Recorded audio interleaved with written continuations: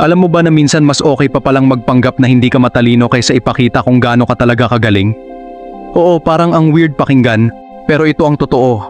Hindi lahat ng tao gusto ng sobrang talino. Sa totoo lang, may mga sitwasyon sa buhay kung saan mas makakatulong sa'yo kung magpapakabobo ka. Sa relasyon, sa trabaho, at pati na rin para sa sarili mong kapayapaan ng isip. Ngayon baka iniisip mo, hala paano naman yan, sisirain ko ba ang utak ko? Hindi, ang sinasabi ko, hindi mo kailangan magpakatotoong tanga. Ang mahalaga, marunong ka lang mag-adjust.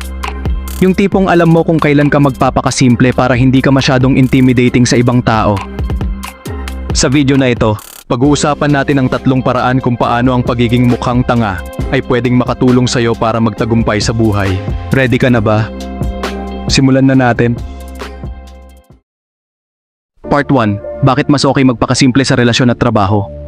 Okay, eto na. Bakit nga ba mas okay minsan magpakasimple o magpanggap na hindi ganun katalino? Una sa lahat sa relasyon, sad reality. Pero karamihan ng tao gusto nilang kasama yung hindi sila masyadong mahihigitan. Ganito yon. May mga tao na kapag masyado kang magaling, matalino, or confident, feeling nila na o-overshadow sila. Ayaw nila ng pakiramdam na parang mas maliit sila kapag nasa tabi ka. Sabi nga ng philosopher na si Arthur Schopenhauer, gusto ng tao yung may konting sense of superiority, yung feeling nila sila yung bida. Halimbawa, nasa job interview ka. Napakatalino mo, sobrang dami mong alam pero alam mo bang may chance na hindi ka tanggapin? Bakit? Kasi pwedeng matreten yung boss na nag-i-interview sa'yo. Iisipin niya, naku baka palitan pa ako nito balang araw. Kaya minsan, kung gusto mong makuha yung trabaho, kailangan mong mag-tone down at mag-focus sa pagpapakita ng pagiging approachable kaysa ipakita na ikaw yung pinakamatalino sa room.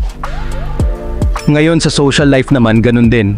Kapag masyado kang smart o parang laging may sagot sa lahat, may tendency na iwasan ka ng mga tao. Parang naaalala nila yung mga insecurities nila tuwing kasama ka. Ang ending, wala masyadong invite sa parties. Konti ang chance makilala yung love of your life o baka wala ka pang makakilala na pwedeng makatulong sa karir mo. Pero huwag mong isipin na dapat mong itago ang talino mo habang buhay ha. Ang point lang dito ay marunong kang mag-adjust. Hindi naman kasi lagi tungkol sa pagiging matalino. Minsan, mas importante yung pagiging relatable. Kaya next time na nasa isang situation ka na parang sobrang taas ng energy mo at ng talino mo, isipin mo, baka naman mas okay magpakasimple muna para di ka ma-misunderstand. Hindi ka bumababa ng level, nagiging strategic ka lang. Part 2. Paano gamitin ang katangahan sa debate?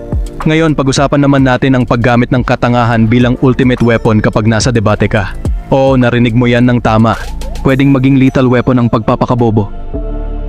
Ito ang idea. Kapag nasa isang diskusyon ka, lalo na kung yung kalaban mo ay matalino at sobrang articulate, minsan ang pinakamagandang gawin ay magpaka-inosente ka. Bakit? Kasi kapag nagpapakita ka ng konting di pagkakaintindi, nagiging off-balance yung kalaban mo. Nakakainis yun para sa kanila, kaya nawawala sila sa focus. Sabi nga ni Schopenhauer, minsan ang pagpapakita ng ignorance, kahit kunwari lang, ay nakaka-frustrate sa mas matatalinong tao. Parang ganito. Magtanong ka ng sobrang basic or obvious na tanong. Magkunwaring nalilito ka sa argument nila. Pahabain mo ang usapan hanggang sila na mismo ang maubusan ng pasensya. Naalala mo ba yung mga pagkakataon na may mga politikong, sa totoo lang, medyo questionable ang intellect pero nanalo pa rin sa debate o eleksyon. Ang lakas ng loob nila. Confident pa rin. At guess what? Mas napapanalo nila ang puso ng tao. Hindi dahil sa sobrang talino nila, kundi dahil relatable sila. Yun yung tinatawag na power of dumb boldness. Ngayon, eto ang tanong. Moral ba ang ganitong tactic? Depende. Sabi ni Schopenhauer, pwede mo itong gamitin bilang pangdepensa, lalo na kung masyado kang ina-attack o binabara sa diskusyon. Pero dapat gamitin ito ng maingat at hindi para lang manira o manggulang. Kasi kung gusto mo ng totoong intellectual growth, mas maganda pa rin ang honest na debate. Pero aminado tayo, sa real life, hindi lahat ng tao ay open sa makabuluhang diskusyon. Kung minsan, ang simpleng pagpapakita ng pagiging tanga ay sapat para manalo sa laban, mapanatili ang respeto ng audience, o maiwasang masaktan ang ego ng kalaban mo. Part 3. Survival Tactics. Bakit ang pagpapakabobo ang susi sa delikadong sitwasyon? Ngayon, usapang buhay at kamatayan naman tayo. Paano nakakatulong ang pagiging simple o mukhang bobo sa mga delikadong sitwasyon? Ito na yung part na hindi lang tungkol sa social life o career mo, kundi literal na survival. Sa kasaysayan, maraming matatalinong tao ang naging target ng mga malulupit na leader at rehimeng ayaw ng kompetisyon. Halimbawa, Nazi regime sa Germany, mga scientists, artists, at intellectuals ang unang tinarget para i-persecute. Cultural Revolution sa China, mga guro, professionals, at matatalino ang pinaginitan ni Mao Zedong.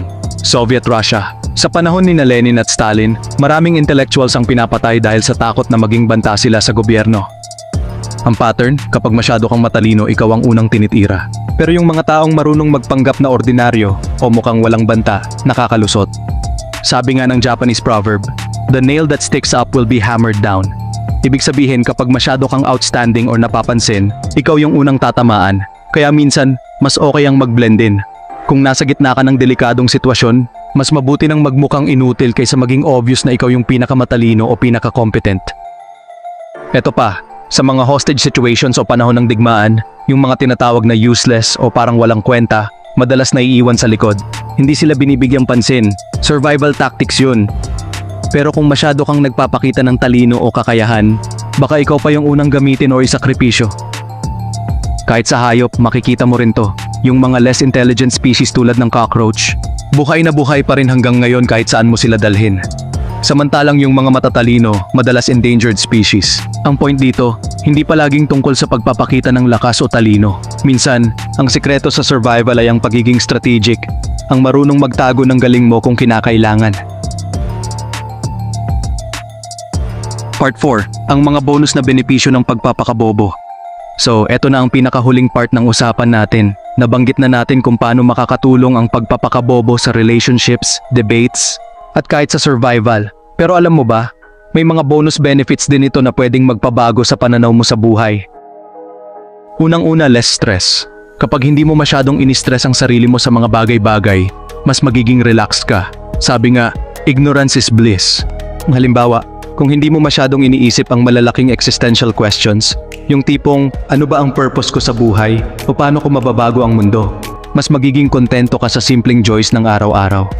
Pangalawa, mas magiging open ka sa pagkakamali.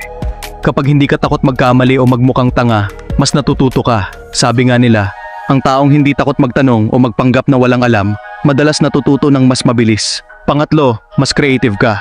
Kapag hindi mo masyadong iniisip ang social status o kung paano ka huhusgahan ng ibang tao, mas malaya kang gumawa ng mga bagay na nagpapasaya sa'yo. Yung tipong wala kang pakialam kung mukhang weird o unconventional basta masaya ka. At syempre, hindi ibig sabihin nito na kailangan mong ibaba ang sarili mo palagi. Ang point dito ay marunong kang mag-adapt. Hindi mo kailangang laging i-showcase ang talino o kakayahan mo. Minsan, mas makakatulong sa'yo na mag-relax, mag-blend in, at hayaan lang ang buhay na dumaloy.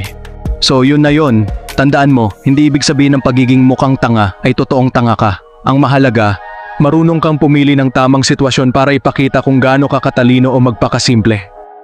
Ngayon, tanong ko, ano ang tingin mo sa pagiging strategic na bobo? Gagamitin mo ba ito sa buhay mo? Comment mo na yan sa baba at pag-usapan natin. Alright, tapos na tayo sa usapan tungkol sa pagpapakabobo. Pero bago tayo magtapos, balikan natin yung pinaka-importanting lessons na napag-usapan natin. Una, minsan mas nakakatulong magpakasimple, lalo na kung gusto mong magtagumpay sa relationships at career. Hindi ito tungkol sa pagpapanggap na wala kang alam, kundi sa pagiging relatable at approachable. Pangalawa, ang katangahan, kunwari man o totoo, ay pwedeng maging sandata sa debate. Hindi lahat ng laban, kailangang talino ang panlaban. Minsan diskarte at simpleng pagkausap lang ng tao ang kailangan. Pangatlo, sa survival, ang pagiging low profile ay literal na pwedeng magligtas ng buhay. History has proven this. Ang mga sobrang outstanding, madalas unang tinitira. Minsan, mas mabuting mag-blend in para makaligtas. Pero ang pinakamahalaga sa lahat, ang pagpapakabobo ay hindi nangangahulugang babaan mo ang sarili mo. Ang tunay na talino ay nasa kakayahan mong mag-adapt. Kung kailan ka magpapakatahimik at simple, at kung kailan ka magpapakita ng totoong galing mo. Tandaan, hindi lahat ng laban kailangang patunayan mo na ikaw ang pinakamatalino. Minsan, ang pagiging kalmado, approachable, at simple ang magdadala sa iyo ng masayang buhay at tunay na tagumpay. Kaya gagamitin mo ba ang mga natutunan mo ngayon? Comment mo yan sa baba. At kung nagustuhan mo ang video na ito, huwag kalimutang i-like at i-share sa mga kaibigan mo para matuto rin sila. Maraming salamat sa panonood mga kaibigan. Tandaan, hindi kailangang maging pinakamatalino para maging pinakamasaya.